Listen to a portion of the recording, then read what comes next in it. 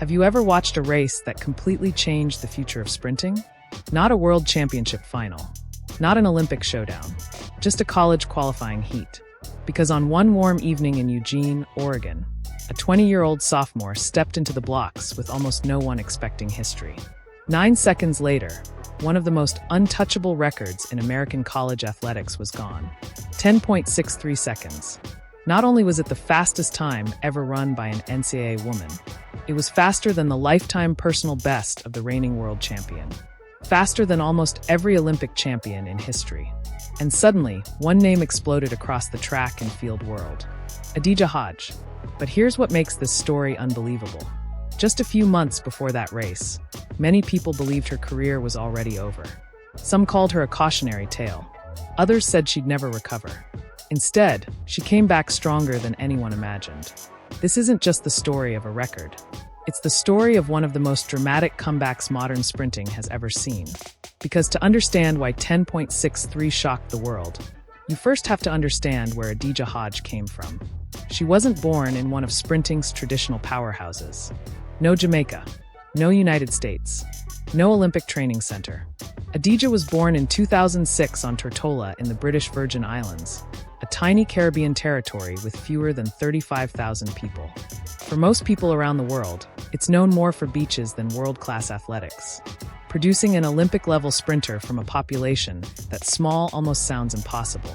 But talent doesn't always care about statistics. When Adaejah was around 9 years old, her family moved to Douglasville, Georgia, just outside Atlanta. Suddenly everything was different. A new country, a new school, a new culture, a completely different life. Yet she never abandoned her roots. While training in one of America's strongest sprint environments, she continued representing the British Virgin Islands internationally. That unique balance became one of the defining parts of her career. She was developing inside the incredibly competitive American high school system while racing for one of the smallest nations on Earth. Before long, coaches realized they weren't looking at another talented junior. They were watching someone genuinely special. At Montverde Academy, one of America's premier athletics schools, Hodge developed into one of the fastest teenagers anywhere in the world. Her acceleration improved every season. Her top-end speed looked effortless. And perhaps most importantly, she never seemed intimidated by bigger names. In 2022, at only 16 years old, she dominated the Carifta Games in Jamaica. Her performances earned her the Austin Seeley Award, presented to the most outstanding athlete of the entire championships. No athlete from the British Virgin Islands had ever won that honor before. That alone would have been enough to make history. But Adaejah wasn't finished. 1 year later, she stunned everyone again. Competing indoors in Boston, she ran 22.33 seconds over 200 meters.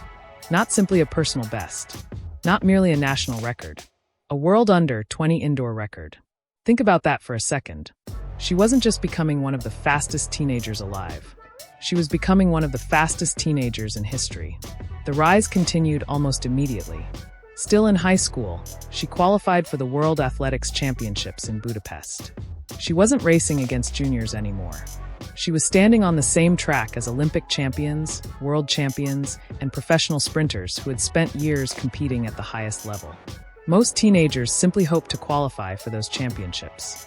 Adaejah reached the semifinals. Then came 2024, the biggest year of her young career.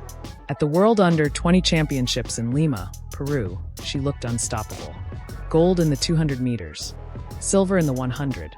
Another confirmation that the future of women's sprinting had a new superstar. Only weeks later, she walked into the Olympic Games in Paris, carrying the flag of the British Virgin Islands during the opening ceremony. Imagine being only 18 years old, still young enough to be finishing high school, yet already leading your country onto the biggest sporting stage on Earth. Everything pointed in one direction. Olympic medals, professional contracts, global stardom. Every season she seemed faster than the last. Every championship added another achievement. Every race suggested that the best years were still ahead. From the outside, her career looked almost perfect. But sometimes the fastest rise is followed by the hardest fall. And what happened next threatened to erase everything she had worked for. Everything changed in August 2024. Just weeks after standing on the Olympic stage in Paris and celebrating her World Under-20 title, Adaejah Hodge's career came to a sudden halt. She tested positive for the prohibited substance GW501516. The consequences were immediate. Her World U20 gold medal disappeared. The silver medal disappeared. The celebrations became headlines for all the wrong reasons. For an athlete who had spent years building the image of a rising superstar, everything seemed to collapse overnight. But what happened next is something many fans still don't fully understand. The Athletics Integrity Unit didn't announce the case immediately. Instead, Hodge cooperated with investigators as part of a much larger anti-doping investigation. Because of that cooperation, the public wouldn't even learn about the suspension until March 2026. By then, she had already served almost the entire punishment. Her suspension officially covered 17 months, beginning in August 2024 and ending in January 2026. Think about what that actually meant. From the outside, people simply stopped seeing Adaejah Hodge compete. No NCAA championships, no international races, no world championships, no viral highlights. While the rest of the sprint world kept getting faster, she disappeared. Imagine being 18 years old. You believe you've finally reached the beginning of your dream career. Then suddenly you're forced to watch everyone else race while your own future becomes uncertain. No cameras, no interviews, no cheering crowds, just training. Every single day. Alone. For many young athletes, that's exactly where the story ends. We've seen it happen before. A suspension becomes impossible to recover from. Sponsors disappear. Confidence disappears. Motivation disappears. The public moves on. But according to the people closest to Hodge, quitting was never an option. Instead of arguing online, she stayed almost completely silent. She trained. She rebuilt her body. She worked on her starts. She worked on her acceleration. She worked on becoming a completely different sprinter. Later, when the suspension finally became public, Hodge addressed the criticism directly. She admitted people would always have opinions. She knew many fans would never believe her explanation. But she also made one thing very clear. The experience became fuel. Instead of letting one mistake define her career, she decided to let her performances answer every question. That sounds simple. It isn't. Because once an athlete has been involved in a doping case, every future performance is examined under a microscope. Every improvement becomes suspicious. Every personal best raises eyebrows. Every victory creates another debate. The pressure becomes almost impossible to escape. January 2026 finally arrived. The suspension was over. Adaejah Hodge could race again. But returning to competition wasn't the same as returning to trust. She came back as a redshirt sophomore at the University of Georgia. Some people were excited. Others remained skeptical. No one really knew what version of Adaejah Hodge was about to step onto the track. Then came March, her first major championship after returning. The NCAA Indoor Championships. Many expected rust. Instead, Hodge reminded everyone exactly how talented she had always been. She won the NCAA Indoor 200-meter title. Just like that, she was back on top of collegiate sprinting. But the timing couldn't have been more dramatic. Only 2 days later, the Athletics Integrity Unit officially released the details of her suspension. Within the same week, the world saw both versions of Adaejah Hodge, the champion, and the athlete returning from a doping ban. The internet exploded. Supporters praised her resilience. Critics questioned everything. Comment sections turned into arguments. Some believed she deserved a second chance. Others believed the conversation should end there. Regardless of where people stood, one thing was undeniable. Everyone was suddenly paying attention again. Yet almost nobody realized the biggest surprise was still coming. 5 weeks later, Hodge traveled to Gainesville, Florida, for the Tom Jones Memorial Invitational. This wasn't an Olympic final. It wasn't a Diamond League meeting. It wasn't even the NCAA championships. Just another outdoor meet early in the season. Or so everyone thought. When the gun fired, Hodge produced the fastest outdoor race of her career. 10.77 seconds. A new national record for the British Virgin Islands. The second fastest performance in NCAA history. Only one athlete had ever run faster at the collegiate level. Sha'Carri Richardson. And the gap, just 0.02 of a second. Suddenly the conversation changed. People weren't talking about whether Adaejah Hodge could return anymore. They were asking something completely different. Could she actually break one of the greatest collegiate records ever set? Richardson's 10.75 had survived for 7 years. Some of the fastest women on Earth had entered the NCAA during that period. Olympians, world medalists, future professionals. None of them had managed to beat it. Many believed it would survive for years to come.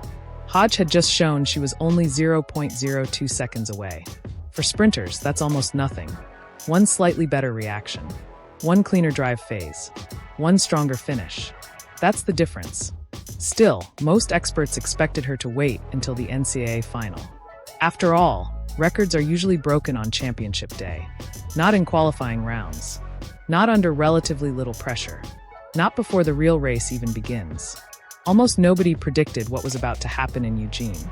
And when the gun went off, the history books were rewritten forever. June 11th, 2026. Hayward Field, Eugene, Oregon. The NCAA Outdoor Championships had already produced headlines before the women's 100 meters even began. The weather was nearly perfect. 77 degrees. A legal tailwind of 1.9 meters per second. Fast conditions. Fast track. Fast athletes. Everything was ready. But no one expected one of the greatest collegiate performances ever recorded to happen in the opening heat. Not the semifinal. Not the final. The very first round. When the starter fired the gun, Hodge exploded from the blocks.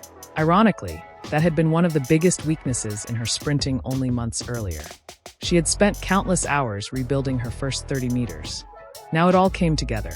Her transition was smooth. Her posture stayed relaxed. And once she reached top speed, the race was over. She crossed the finish line, looked around, and didn't even realize what had happened. Moments later, the time flashed onto the scoreboard. 10.63. The stadium erupted. The track world froze. She hadn't just broken Sha'Carri Richardson's NCAA record. She had demolished it by 0.12 of a second. In sprinting, that's an eternity. The performance instantly became the fastest time ever run by a collegiate woman. A new NCAA record. A new World U20 record. The 5th fastest legal performance in the history of women's sprinting. Read those names carefully. Only 4 women in history had ever run faster. Florence Griffith Joyner, Elaine Thompson-Herah, Shelly-Ann Fraser-Pryce, Melissa Jefferson Wooden. That was the company Adaejah Hodge had suddenly joined. Even more astonishing, Sha'Carri Richardson's lifetime personal best is 10.65. That means Hodge's qualifying heat was actually faster than the best race Richardson has ever run in her entire career.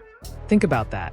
One college sophomore had just produced a performance faster than the reigning world champion had ever officially achieved. Naturally, expectations exploded. Everyone assumed the NCAA final would become another historic moment. Instead, track and field reminded everyone why it's one of the most unpredictable sports in the world. 2 days later, Hodge lined up again for the championship final. This time, she didn't win. She finished second as Jamaica's rising star, Shelly-Ann Walker, claimed the NCAA title. For many athletes, that disappointment would have ruined the rest of the weekend. Not Hodge. Only hours later, she returned to the track for the 200-meter final. And once again, she delivered. 21.68 seconds. Another NCAA record. Another championship performance. Another piece of history. She erased Abby Steiner's collegiate record and captured her first NCAA outdoor title in the 200 meters. Stop and think about everything that happened in just a few months. She returned from a 17-month suspension, won the NCAA Indoor Championship, ran 10.77, ran 10.63, broke one of the oldest collegiate sprint records, ran the 5th fastest time in history, then became the NCAA champion over 200 meters. Almost nobody has ever compressed so much history into such a short period. But perhaps the most important chapter was still waiting. Only weeks after rewriting the NCAA record books, Hodge entered the professional circuit at the Prefontaine Classic, one of the most prestigious Diamond League meetings in the world. This time there would be no college athletes, no NCAA rivals, only Olympic champions, world medalists, and the fastest women on Earth. Many wondered whether her 10.63 had simply been the perfect race. She answered that question immediately. She qualified comfortably before running 10.80 seconds in the final. Not only did she earn her first Diamond League podium, she proved that Eugene wasn't a one-day miracle. She could compete with the very best professionals in the world. And suddenly, the conversation around women's sprinting changed again. For years, fans debated the future after legends like Fraser-Price and Thompson-Hira. Then attention shifted toward Sha'Carri Richardson. Now another name has entered that discussion: Adaejah Hodge. Of course, questions remain. Some fans will always view her through the lens of her suspension. Others believe her comeback represents one of the strongest examples of resilience we've seen in modern athletics. Only time will determine how history judges her career. But one thing is no longer up for debate. She is one of the fastest women alive. Looking ahead, the possibilities are extraordinary. The 2027 World Championships. The 2028 Olympic Games in Los Angeles. Potential matchups with Sha'Carri Richardson, Melissa Jefferson-Wooden, Julian Alfred, and perhaps even the greatest women's 100-meter field ever assembled. Hodge will still be only 22 years old when the Olympics arrive in Los Angeles. For a sprinter, that's often the beginning of the prime years. Which raises one final question. Was 10.63 the performance of a lifetime? Or was it simply the first glimpse of something even greater? Because if this season has taught us anything, it's that betting against Adaejah Hodge has become a dangerous mistake. And her story may only be getting started.